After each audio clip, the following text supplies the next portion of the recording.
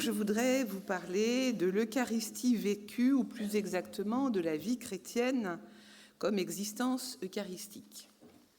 J'ai un topo qui sera un peu en deux temps. Et donc le premier temps, après une petite introduction, c'est vraiment d'essayer de méditer pour qui allons-nous à la messe. Donc en guise d'introduction, il me semble bon de rappeler que dans le livre de l'Exode, lorsque Dieu se fait connaître à Moïse, qui est un assassin en fuite, incapable d'aligner 3 mots sans mourir d'angoisse, il lui dit 2 choses essentielles. C'est au chapitre 3 du livre de l'Exode. J'ai vu la misère de mon peuple qui est en Égypte. J'ai entendu son cri devant ses oppresseurs. Je connais ses angoisses. Je suis venu pour le délivrer. Et après avoir expliqué à Moïse que ce serait lui qui serait l'artisan de la libération de l'esclavage, Dieu lui dit au verset 12 « Je serai avec toi et voici le signe qui te montrera que c'est moi qui t'ai envoyé. Quand tu feras sortir le peuple d'Égypte, vous servirez Dieu sur cette montagne. » Et je trouve que ça, c'est très intéressant. Ça signifie que la liturgie est un signe de la fin de l'esclavage. Autrement dit, si on prend le grand corpus biblique, après le don de la création à Adam et Ève, après le don de la promesse faite à Abraham d'avoir une vie au-delà de la sienne, voilà que Dieu s'engage avec Moïse à délivrer son peuple de l'esclavage afin qu'il le serve, lui, le véritable Dieu. Alors c'est étonnant parce qu'en même temps, cette longue libération d'Égypte va durer très longtemps. Ils vont un peu se perdre, puisqu'ils vont mettre 40 ans à traverser un désert qu'on doit traverser d'habitude en 10 jours. Très bien. Mais du coup, la libération véritable, c'est peut-être l'apprentissage pour les Hébreux que l'idolâtre est au milieu d'eux, que l'Égyptien est aussi en eux. Alors ils vont regretter les oignons, le confort, parce que c'est assez confortable de ne pas être libre. Et c'est assez inconfortable de découvrir la liberté.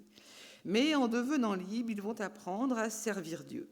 Alors je dis tout ça parce qu'il me semble qu'il faudrait vraiment penser la liturgie comme étant un remerciement, avant tout, adressé par le peuple devenu libre. L'authentique liberté, c'est de servir Dieu, et c'est pourquoi on ne peut jamais dissocier l'éthique de la liturgie, on ne peut jamais dissocier l'Eucharistie pour nous de la vie eucharistique, puisque finalement remercier Dieu pour ses dons, cela va se déployer dans la vie ordinaire de tous les jours. Et le sommet de la vie eucharistique, pour moi, c'est pas le jour de la messe, c'est les 5 jours, 6 jours, 7 jours qui suivent, ou comment, par notre existence, nous rendons grâce à Dieu, nous vivons un sacrifice d'action de grâce dans l'existence ordinaire de nos jours ordinaires. Et chaque fois que la liturgie renonce à la promesse de Dieu faite à Moïse et qu'elle réinstaure un esclavage, eh bien elle se ment à elle-même et elle se retrouve dans la situation de ceux qui construisent leur veau d'or. Chaque fois qu'elle fait obstacle à la rencontre avec Dieu, la liturgie est idolâtre. Autrement dit, l'éthique chrétienne n'est pas un jugement entre ce qui serait bien et ce qui serait mal, mais elle n'a d'abord de sens que comme remerciement pour la libération vécue.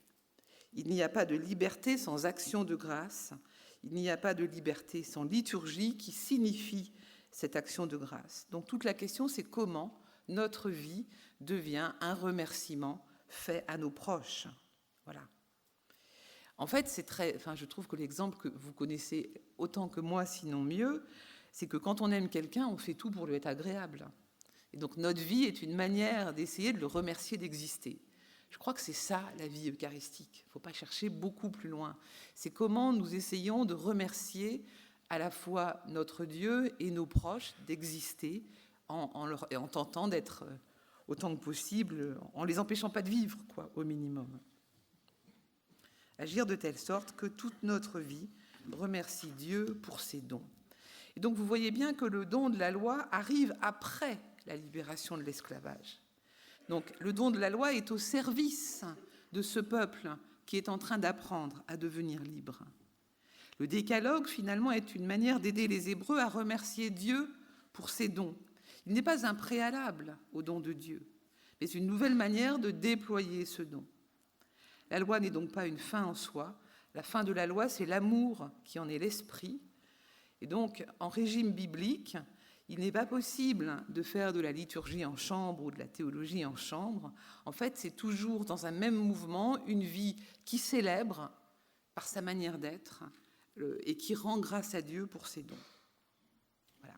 Donc ça, c'est en guise de porche pour rentrer par la bonne porte. Alors, moi, ce qui m'a intéressé en travaillant ce petit texte que j'ai fait il y a 4 ou 5 ans, je ne sais plus, sur la messe, c'est que pour moi, la messe, ce n'est pas du tout une évidence. Il faut être tout à fait clair. J'y vais souvent en traînant des pieds, voilà. Et j'aime beaucoup, je crois que c'était un bouquin de Timothy Radcliffe qui s'ouvrait comme ça, je crois que c'est son livre sur l'Eucharistie, où il y a la maman d'un prêtre qui le réveille le matin en disant « Mais il faut que tu ailles à la messe ». Il dit « Mais j'ai pas envie, mais j'ai pas envie ». Il dit « Mais il faut vraiment que tu ailles à la messe ». « Mais pourquoi il faut que j'aille à la messe ?»« Parce que c'est toi le prêtre. »« Ah, d'accord. Bon. » Et du coup, je me suis dit, peut-être que lire attentivement la prière eucharistique pour essayer de savoir pourquoi il faut que moi j'aille à la messe, ça pourrait être intéressant. Mon sentiment, en essayant de travailler ce thème, qui s'est renforcé vraiment au fil du temps, c'est qu'en fin de compte, je crois fondamentalement qu'on n'y va pas pour nous-mêmes, qu'on n'y va pas d'abord pour nous-mêmes, et que célébrer l'Eucharistie, c'est la célébrer pour ceux qui ne sont pas là. Voilà, vraiment. Une fois que je vous ai dit ça, vous pouvez dormir le reste du temps. Et j'ai été très surprise, j'ai découvert, alors c'est assez rigolo, c'est peut-être providentiel, j'étais en retraite à la Pierre-qui-Vire il n'y a pas très longtemps et j'ai découvert ce livre que vous connaissez beaucoup mieux que moi, du Père Caffarel, Les Nouvelles Lettres sur la prière, et il y en a une qui s'appelle La prière de substitution. Et j'ai trouvé ça absolument génial. Vous verrez, c'est à la page 131, des Nouvelles Lettres sur la prière. Et grosso modo, je ne vais pas vous la lire, mais il y a quelqu'un qui écrit au Père Caffarel et qui lui dit « Est-ce que je peux prier ?» C'est une dame qui écrit en disant « Aujourd'hui, je ne suis pas Françoise, je suis André, Seigneur. Et je ne veux pas seulement te prier pour André, je veux te prier à la place d'André. Parce qu'il est dans une telle situation qu'il ne peut pas te prier aujourd'hui. Il ne peut pas parce qu'il est trop malade, parce qu'il est trop malheureux, parce que voilà. » Et donc, le Père Caffarel va essayer de répondre à cette dame en disant est-ce qu'on ne peut pas aller jusqu'à dire qu'il y a une prière de substitution ? Eh bien, vous lirez la lettre. Je trouve que c'est un peu l'esprit de ce que je veux essayer de dire. C'est-à-dire que si nous venons à la messe, et si l'Église existe, elle n'existe pas pour elle-même, elle existe pour le monde. Et donc, si nous célébrons l'Eucharistie, nous célébrons l'Eucharistie, évidemment, pour nous, mais avant tout pour ceux qui ne sont pas là. Avant tout pour ceux qui sont dans la rue, qui n'y pensent pas, qui n'y croient pas, qui n'ont pas envie d'y être. Et si c'est tellement important, il faut bien qu'il y en ait qui viennent parce que tout le monde n'y est pas. Alors, dans cette première grande partie, donc pour tous, nous célébrons pour tous, je voudrais distinguer 3 temps. Le premier temps, ce sont les cloches. Parce que tout ça, ça commence quand les cloches sonnent. Alors, voilà, merci.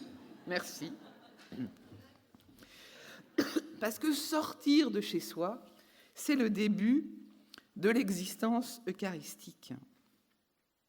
Tant il est vrai que l'Eucharistie déprivatise notre vie spirituelle. Je pense qu'en régime chrétien, la vie spirituelle n'est pas privatisée, en fait.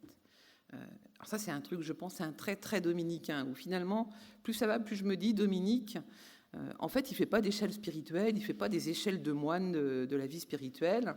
Il supplie Dieu pour les autres en disant « Dieu, ma miséricorde, que vont devenir les pécheurs ?» Et donc, en fin de compte, sa propre vie spirituelle l'intéresse assez peu, finalement. Et je trouve que c'est assez juste. Notre vie spirituelle n'est pas très intéressante. Enfin, la vie spirituelle des apôtres, c'est quand même pas super exemplaire. Ils comprennent rien, ils n'y arrivent pas. Et une fois qu'ils ont enfin un peu compris, à la résurrection, après l'ascension et la Pentecôte, que c'est eux maintenant qui sont le signe de la présence du Christ parmi le peuple, on n'a pas grand-chose sur leur vie spirituelle. Donc en fait, je pense que sortir de chez soi, c'est déjà très important. Et peut-être que c'est déjà entrer dans le mouvement trinitaire, puisque le Père donne tout son amour au Fils, le Fils donne tout l'amour du Père à ses frères les hommes, et le nom de cet amour qui sort de chez lui, c'est l'Esprit. eh bien peut-être que sortir de soi, c'est déjà entrer dans ce mouvement de la vie trinitaire. Sortir de chez soi, c'est sortir aussi de nos propres préoccupations pour les ouvrir à celles des autres, pour ouvrir nos préoccupations à celles de ce monde qui tremble. Et j'aime aussi beaucoup que Maître Eckhart, pour le coup grand auteur mystique, parle de la sortie de soi pour nommer l'extase. Donc peut-être que l'extase, il ne faut pas attendre de décoller du sol d'1,50 m, mais que c'est peut-être commencer quand on est moins centré sur son propre nombril, mais un peu plus sur ce qui se passe autour de nous.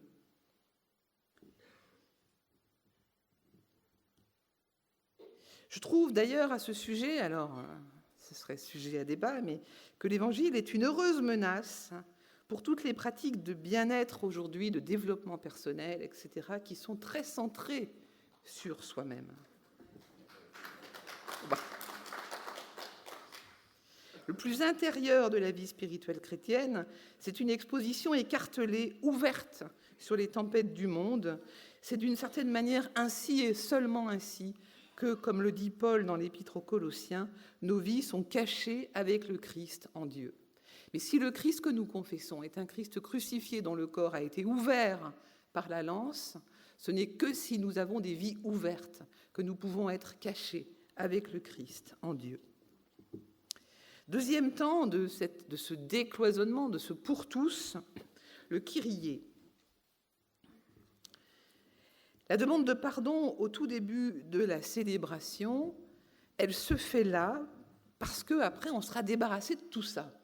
Et donc au début, demander pardon, on ne demande pas d'abord pardon que pour nos fautes à nous, on demande pardon ensemble, on demande pardon debout, pas comme des esclaves, mais comme des hommes libres et comme des femmes libres, debout. Et nous nous reconnaissons peuple de pécheurs. C'est pas seulement moi, Seigneur, j'ai péché, mon petit péché.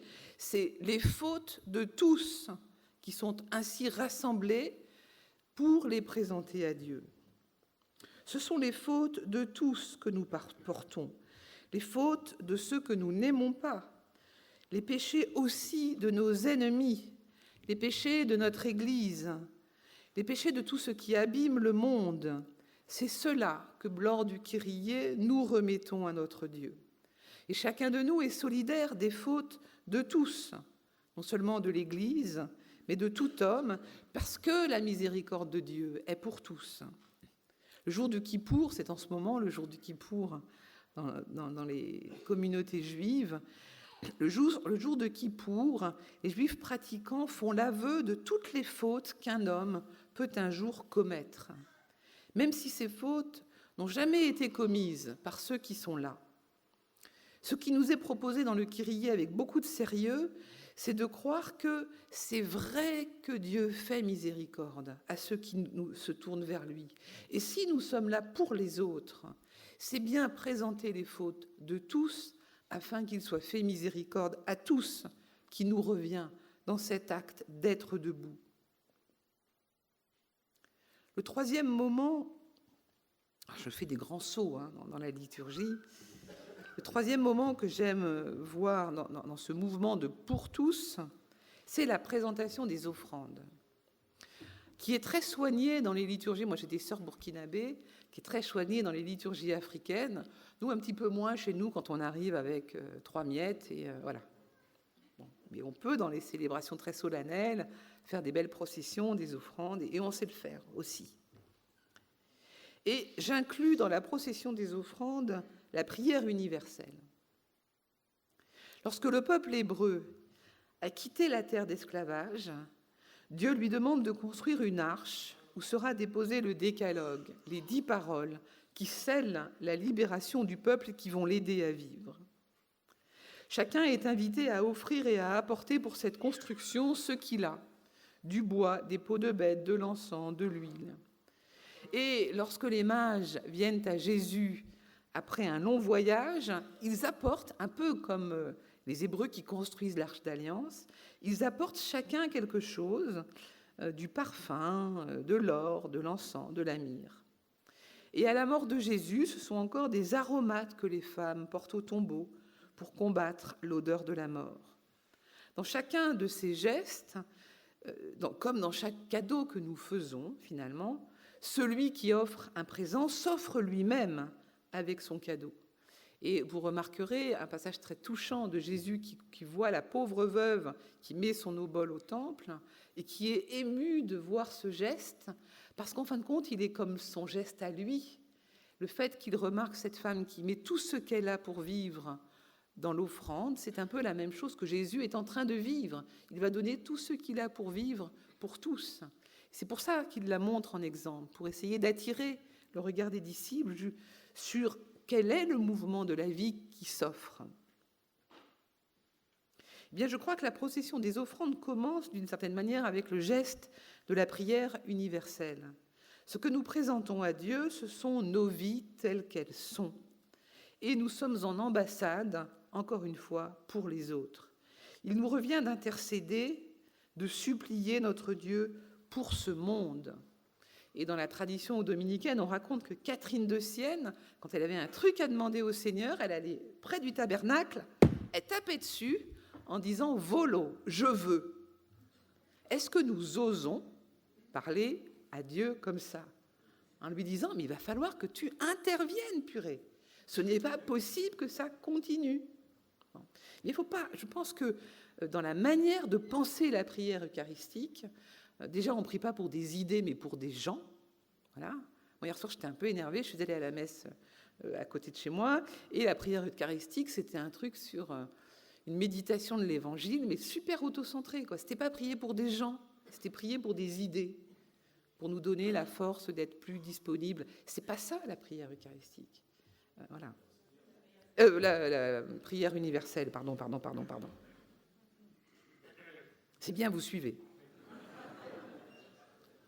Autrement dit, quand on prie pour tous les hommes, pour les bons comme pour les méchants, pour les pauvres et pour les riches, pour les puissants et les médiocres, eh bien, nous sommes en position sacerdotale, comme le grand prêtre des Hébreux qui entrait dans le Saint des Saints pour intercéder. Ensuite, après la prière universelle, arrivent le pain et le vin en procession dans les célébrations solennelles. La prière de présentation des offrandes rappelle que le pain et le vin nous sont donnés. Tout est donné. Et venir les présenter à Dieu, ce n'est pas les rendre comme si on nous les avait prêtés, mais c'est les présenter pour qu'il achève sa création en la purifiant de ce qui n'est pas lui, de ce qui n'est pas un don, de ce qui n'est pas vivant. Le pain est du côté de la main, du travail, de l'effort, de ce qui est nécessaire pour vivre. Le pain, c'est aussi ce qui est né dans le sang, dans les larmes, dans la sueur, sous les coups. Le travail, quand on reprend l'étymologie du mot, en latin, tripalium ou trabicula, ça évoque les instruments de torture. Il ne faut pas oublier ça. Des fois, on fait des beaux discours sur le travail comme lieu d'épanouissement. La plupart des gens qui travaillent le font pour manger, et ça les fatigue, et ça les abîme. Donc nous sommes bien heureux quand nous avons la possibilité de travailler dans des endroits qui nous élèvent. Le travail est lié à la souffrance de l'homme dès la Genèse. Eh bien, le pain que nous présentons, ce sont des grains broyés, un pain de fatigue, de crainte, de douleur. C'est le corps des martyrs et celui des bourreaux, afin que cesse cet écartèlement diviseur. C'est aussi la nourriture des hommes et leur joie d'être ensemble. Le vin est du côté du surplus, de la gratuité, de la fête, de la noce. Le vin provient pourtant aussi des raisins qui ont été foulés au pressoir. Et le vin aussi rappelle la peine de la terre et en même temps la joie de ce que la terre nous offre. Et donc du coup, ce pain et ce vin que nous présentons, si nous y prenons garde, sont issus de toute une chaîne d'hommes et de femmes qui ont travaillé, qui ont peiné, qui se sont réjouis aussi, les viticulteurs qui goûtent leurs réserves et qui sont contents du vin qu'ils offrent à ceux qui vont le boire. C'est tout ça qui arrive et finalement qui sera le support qui va être transformé, qui va devenir corps et sang du Christ. Et du coup, moi, il m'est arrivé très rarement, mais précisément 2 fois, d'aller participer à la célébration eucharistique en prison. Je peux vous assurer que la présentation des offrandes, ça a du sens, quoi. C'est la vie de la prison telle qu'elle est là, qui est présentée pour être transformée. Et même s'il y a 12 personnes, en fait, ceux qui sont là pour tous. Y compris si dans les 12, il y en a beaucoup qui ont fait des choses peu recommandables. Pour le dire autrement, l'Eucharistie est une question de vie ou de mort. Tout sera sauvé ou tout sera perdu. Le père Sérac, jésuite en Inde, écrivait, après avoir passé sa vie en Inde, « Ce qui n'est pas donné est perdu ». Chacun donne ce qu'il peut, comme dans la construction de l'arche. Tout le monde n'arrive pas avec des grands trésors, chacun donne ce qu'il peut. Le responsable du personnel, qui doit licencier certains de ses employés et qui a tout tenté pour éviter cela, arrive avec son échec, son impuissance, et prie pour les gens qu'il n'a pas pu accompagner. La jeune femme enceinte qui attend son enfant dans la joie, le porte en offrande avec son époux.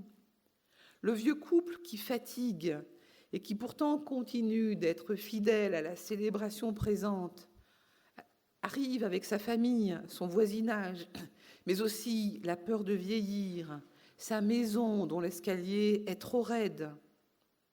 Le prêtre qui préside l'assemblée et qui est un baptisé comme les autres en même temps, arrive avec le peuple qui lui a été confié et qui parfois est divisé.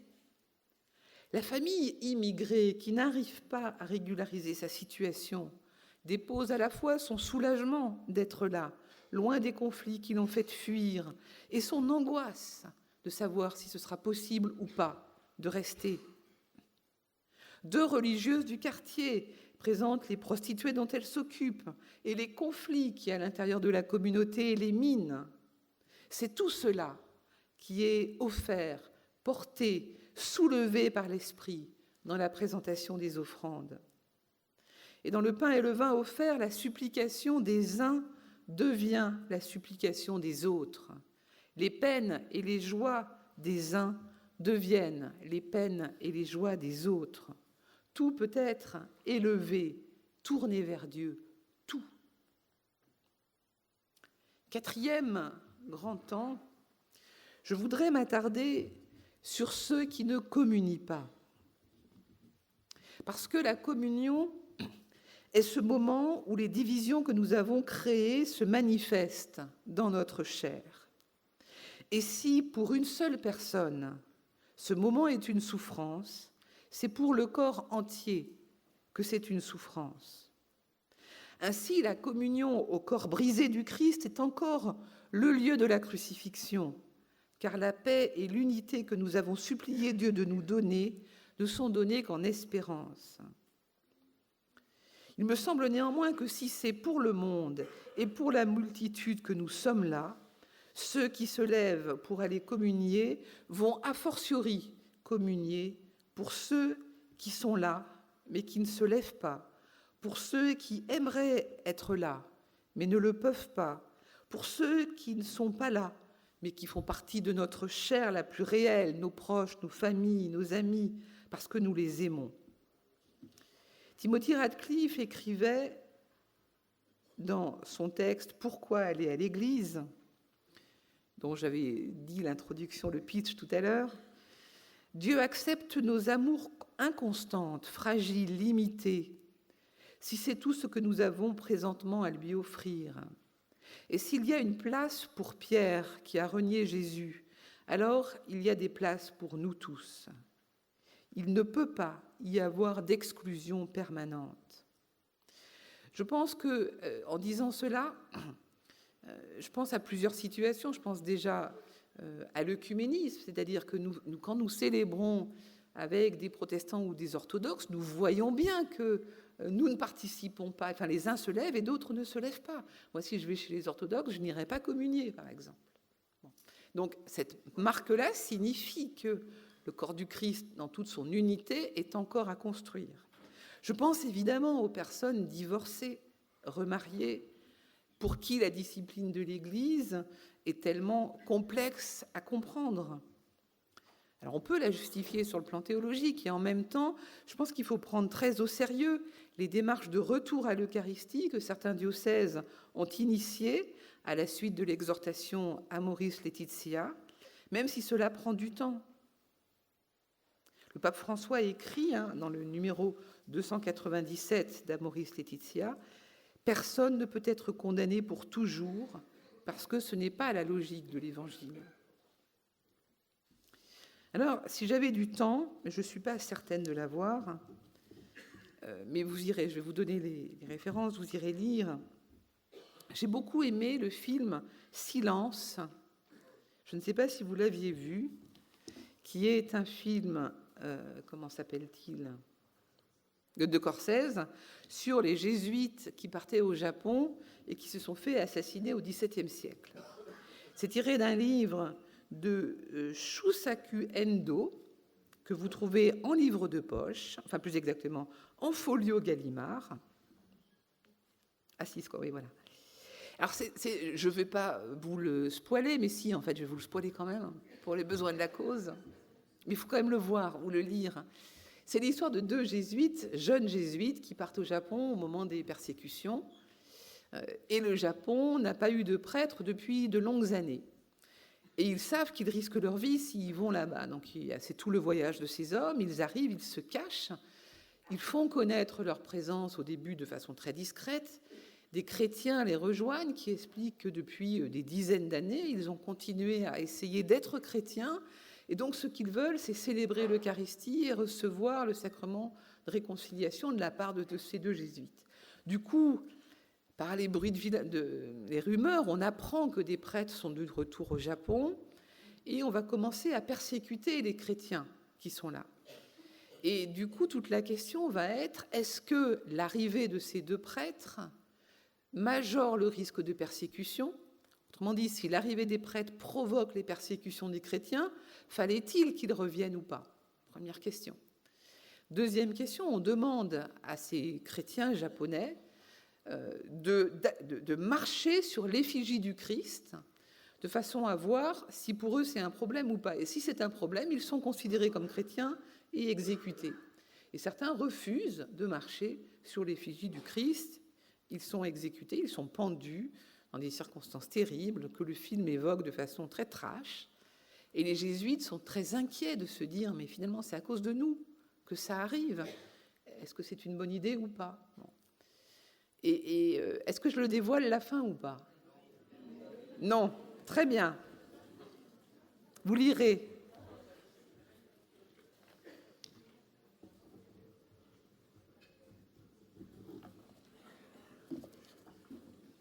Et vous verrez, alors je vais quand même donner la perspective. Non, mais la perspective. Vous verrez que le choix des deux jésuites va être différent, en fait. Et toute la question, c'est est-ce que l'un a plus raison que l'autre ou pas? Point.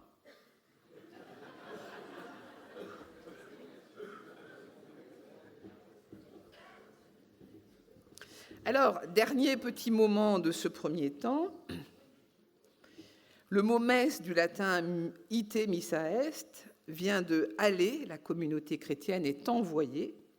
Et donc, la messe, c'est avant tout l'envoi dans la paix du Christ. Et vous remarquerez que le dernier mot de la célébration n'est pas « Amen », mais « Nous rendons grâce à Dieu ». Autrement dit, l'envoi de la messe nous invite à faire de nos mains et de nos mots une offrande porteuse de paix pour que nous devenions ensemble ce que nous avons célébré, celui que nous sommes devenus par grâce. Autrement dit, l'envoi nous désenclave de nos petites préoccupations et nous ouvre à des terres inconnues. Voilà. D'une certaine manière, comment dire, la formule qui serait juste, ce serait désormais dans la vie eucharistique, dans la vie quotidienne, c'est « après vous ».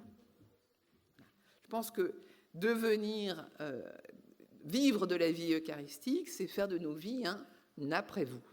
Très élégant. Alors, deuxième temps, j'espère que je vais tenir le chrono.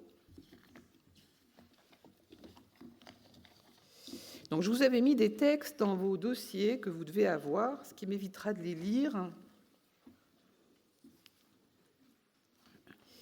Une vie eucharistique, alors c'est pareil, je vais donner un peu comme je viens de faire, des pitchs. Il y en a 5 ou 6 selon le temps dont je disposerai.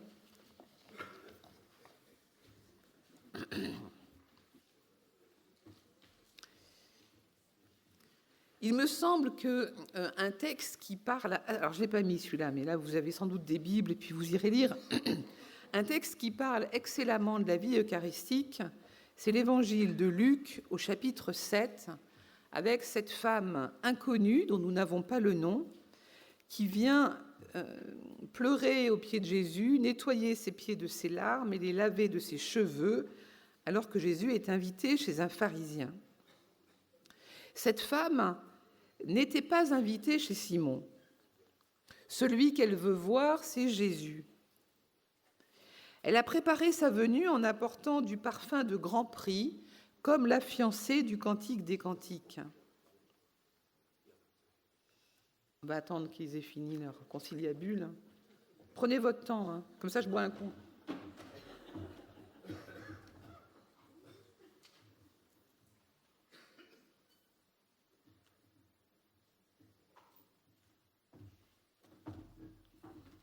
Donc cette femme n'était pas invitée, elle a apporté du parfum de grand prix.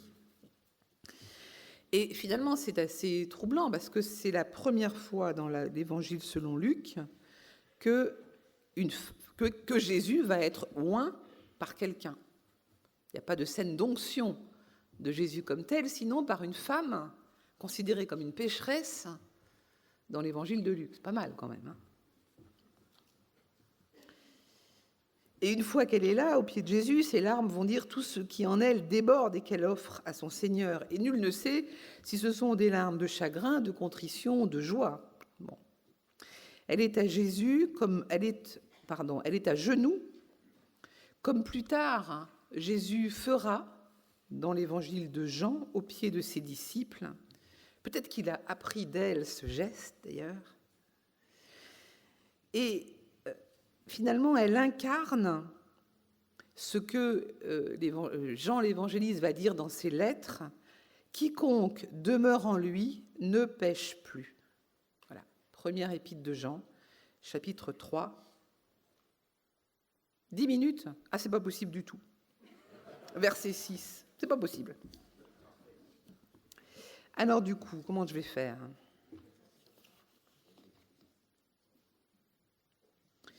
Cette femme, pour moi, signifie ce qu'est une vie eucharistique. Voilà. Elle se met à genoux pour remercier le Christ de ce qu'il est. Et elle se présente telle qu'elle est, avec ses péchés, avec sa mauvaise réputation, avec tout ce qu'on veut. Et je crois que c'est la place de l'Église. Ça va m'obliger à être concise. Voilà.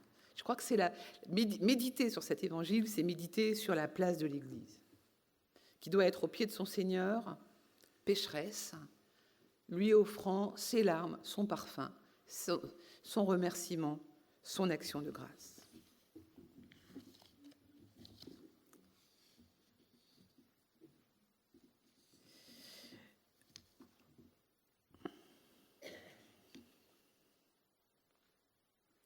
Deuxième pitch sur qu'est-ce qu'une vie eucharistique, ce texte très compliqué de Paul aux Corinthiens que je vous ai mis sur vos petites feuilles, où il parle de discerner le corps, que chacun donc s'éprouve soi-même et qu'ainsi il mange de ce pain et boive de cette coupe, car celui qui mange et boit sa propre condamnation s'il ne discerne le corps.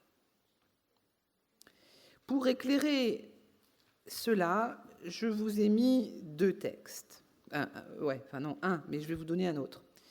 Maurice Zundel écrit « La messe n'est pas achevée tant qu'un corps est affamé, tant qu'une âme est meurtrie, tant qu'un cœur est blessé, tant qu'un visage est fermé, tant que Dieu n'est pas tout en tous. » Voilà. Autrement dit, cette invitation « Discerne le corps » nous invite, dans la vie ordinaire, à faire en sorte que, là où nous sommes, eh bien, nous puissions vivre quelque chose comme Matthieu 25, nourrir les corps affamés, essayer de consoler une âme meurtrie et d'être une présence pour un visage fermé. Ce que je vous ai mis comme texte, là je vous le lirai, sur l'homélie de Chrysostome qui dit « Tu veux honorer le corps du Christ, ne le méprise pas lorsqu'il est nu. Ne l'honore pas par des tissus de soie, tandis que tu le laisses souffrir de froid et de manque de vêtements dehors, etc. » Et dans les catéchèses au tout début de l'Église, pour discerner si un baptisé, si un catéchumène pouvait ou pas être baptisé, était prêt ou non à être baptisé, on ne s'interrogeait pas sur est-ce qu'il a des connaissances suffisantes du credo, on s'interrogeait d'abord sur est-ce qu'il nourrit ceux qui ont faim, est-ce qu'il abrite ceux qui sont sans abri, est-ce qu'il donne des vêtements à ceux qui sont nus. Autrement dit, la vie eucharistique s'accomplit au plus près du corps. Voilà. Troisième pitch, vivre la foi dans le combat. Essayer de vivre une vie eucharistique, c'est un combat contre ceux qui tuent. Et là aussi, il nous faut discerner le corps.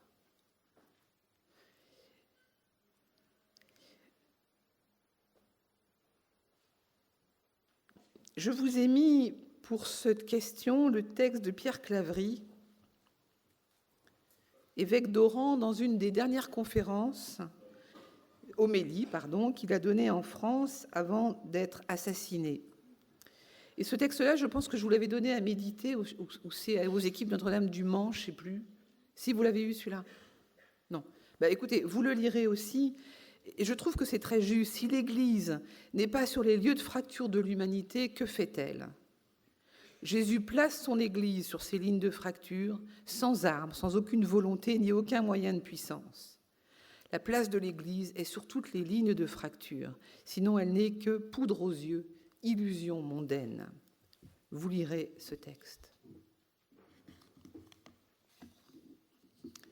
Quatrième pitch d'une vie eucharistique, ce serait vouloir que l'enfer soit vide. La vie éternelle nous est proposée dès maintenant, promise dès maintenant. C'est contre ce qui la tue qu'il nous faut combattre. Et ce qui la tue, c'est d'abord et avant tout ce qui conduit l'homme en enfer.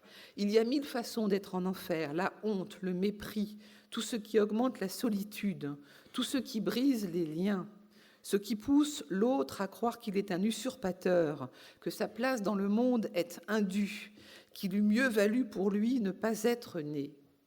Eh bien, je vous ai mis aussi ce texte de Nicolas Berdaïev. Je trouve que c'est très juste. La question n'est pas de savoir si l'enfer existe ou non. Il suffit d'ouvrir les yeux pour voir que l'enfer existe pour des gens. Donc la question, c'est comment est-ce que nous vidons l'enfer aujourd'hui?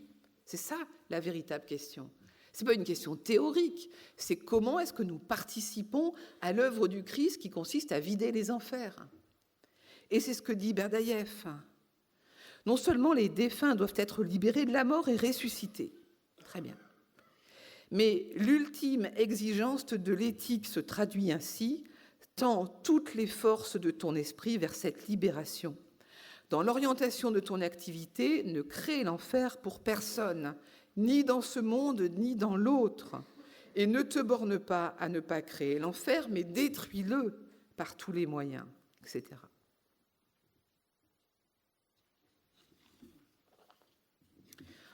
Enfin, dernier pitch, et je vais tenir mes 10 minutes. Prêcher. Alors bon, vous avez invité une dominicaine, il fallait bien faire quelque chose.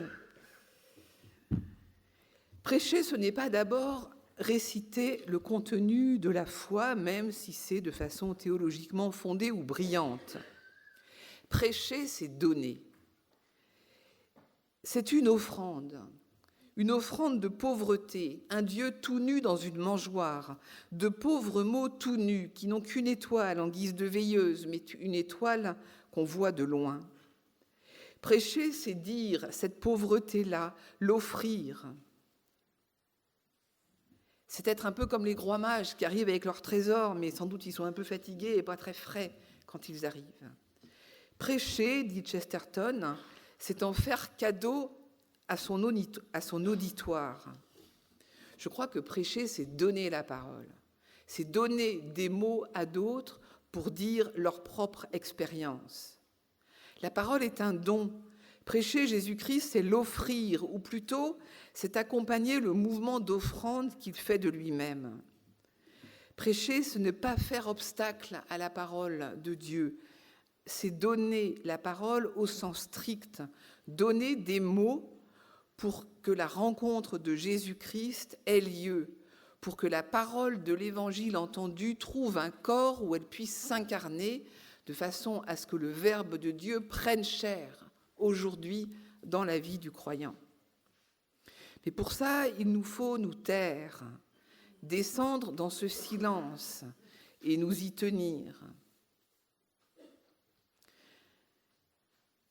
Il faut que l'Évangile rende la vie aux morts. Il faut qu'il porte la vie des épuisés. Il faut que les assoiffés puissent y boire. Il faut que les endeuillés trouvent la force de croire que la mort n'a pas le dernier mot. Et plus que tout, il faut que les coupables puissent enfin croire que le Dieu qui a fait la terre et le ciel et tout ce qui s'y trouve a donné son Fils pour que tous les hommes vivent, qu'il a déposé sa vie en leurs mains et qu'ils sont aussi capables que les autres de vivre debout, relevés par le Seigneur. Il faut que tous nous puissions entendre Jésus dans le chapitre 17 de Saint Jean qui dit à son Père « Je n'ai perdu aucun de ceux que tu m'as donnés ». Il faut que nous puissions croire que cela inclut Judas. Pas un ne doit se perdre. Pas un ne sera exclu de cette communion qui est le sujet de l'Eucharistie. Mais la force pour ce faire, c'est dans ce grand silence du samedi saint, devant le corps exposé du Seigneur, que nous pouvons la puiser. Et je voudrais termine par ce magnifique petite histoire rapportée par Martin Buber, qui est sur vos feuilles. Martin Buber est un auteur juif qui parle du fondateur du hassidisme, qui est un courant très important dans la vie spirituelle juive. Et voilà ce qu'il raconte. Un jour qu'on demandait à un rabbi, dont le grand-père avait été un disciple de Baal Shem, le fondateur du hassidisme, de raconter une histoire, il répondit « Une histoire, il faut qu'on la raconte de telle sorte qu'elle agisse et soit un secours en elle-même. » Puis il fit ce récit. Mon grand-père était paralysé. Comme on lui avait demandé de raconter quelque chose de son maître, il se prit à relater comment le Baal Shem, lorsqu'il priait, sautillait et dansait sur place.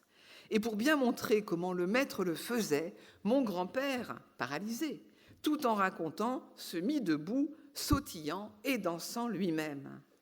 À dater de cette heure, il fut guéri. Eh bien, c'est de cette manière qu'il faut raconter. Je crois que c'est de cette manière qu'il faut prêcher et que c'est de cette manière qu'il faut vivre la vie eucharistique. C'est fini.